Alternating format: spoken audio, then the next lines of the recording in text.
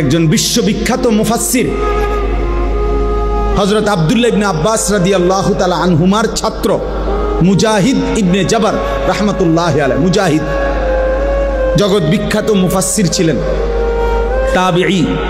উনি বলছেন কোন বান্দার উপরে আল্লাহর নিয়ামত পরিপূর্ণ হয় কখন? যখন ওই বান্দা ঈমানের দৌলত লা ইলাহা ইল্লাল্লাহের নিয়ামত যখন পায়, তো তখনই বলা হয় যে আল্লাহ তাআলা তার উপরে নিয়ামত পূর্ণ করেছেন। ঈমানবিহীন গোটা দুনিয়া, আল্লাহবিহীন গোটা দুনিয়া যদি হাজার লক্ষ বারও পায়, সে কিছুই পায় না।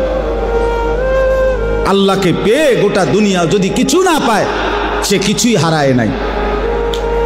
আমার শায়েখ আল্লামা মুফতি মুশতাকুন নবী কাসিম হুজুর এটা বেশি বলে, আল্লাহকে পেয়ে যদি সব হারায়, কিছুই হারায়নি।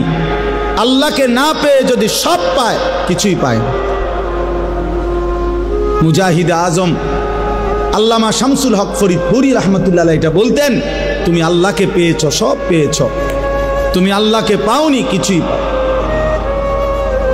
হাকিমুল উম্মত মুজাদ্দিদুল মিল্লাত হযরত মাওলানা শাহ আশরাফ আলী থানভী রাহমাতুল্লাহ আজাল্লে শ্রেষ্ঠতম খলিফা খাজা আজিজুল হাসান মজজুব রাহমাতুল্লাহ বলতেন, জুতু মেরা তু সব মেরা।